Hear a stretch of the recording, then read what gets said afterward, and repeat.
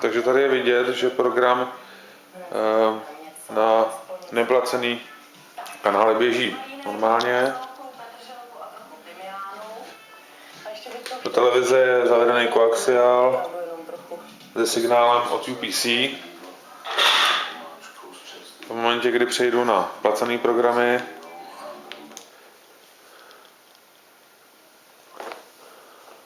tak se objeví hláška šifrování kanálu s tím, že v momentě, kdy vložím modul s kartou,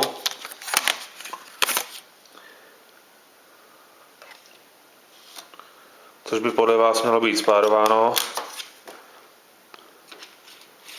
vkládám ho přesně podle návodu, tak se vlastně nestane vůbec nic. V momentě, kdy přejdu na neplacený kanály,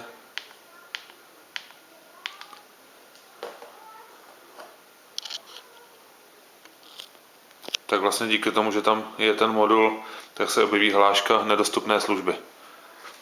Když modul vytáhnu, tak se program rozběhne.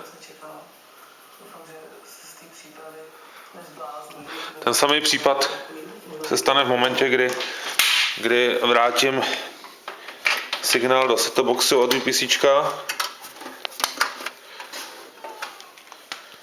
kde je vlastně předplacená karta.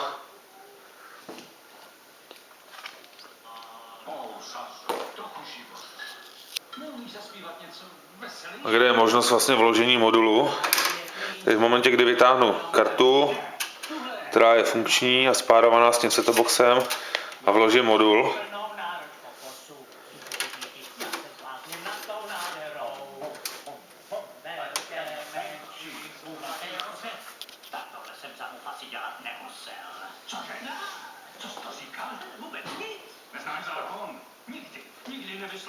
a přejdu na placený kanál. Všechno promícháme a teď si uspořádáme menší večírek, teď se trochu pobavíme. Třeba ten Filmbox.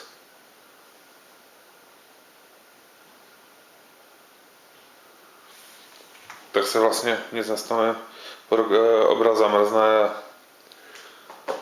čili je to nefunkční. No, v momentě, kdy vytáhnu modul,